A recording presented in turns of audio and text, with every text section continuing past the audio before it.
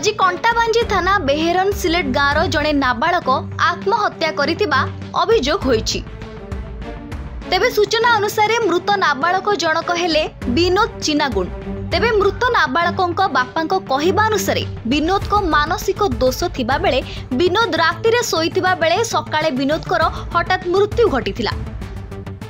राति ना या किछु हमें जानि नै से सुइला मारे काना हला कंता जे हमें सकाल पका सुरपेन किछु जानि सकाल देखनु जे पूरा खराब हो जे ना तार बेग रसी लगे थिला काना कर थिला जे ठीक हाफ माइन बारटा बेसे किन सेतले किछु जानि ना नो और खराब गला का बोल म आ बनवार नो बोलथना खेत के नो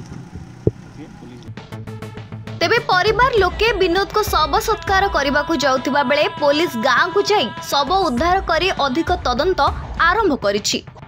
सूचना अनुसार प्राथमिक तदंतरे विनोद आत्महत्या करितिबा जणा पड़ितिबा बेले शव व्यवच्छेद पर सत्यासत्य जणा पड़िबो बोली पुलिस सूचनारु जणा पड़िछि। ब्यूरो रिपोर्ट दूरवार्ता digital life.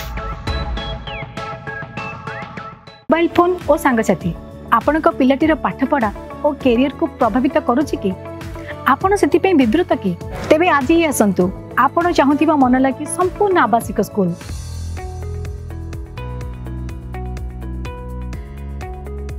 TSC Gurukul Gothapatna Bhubaneswar.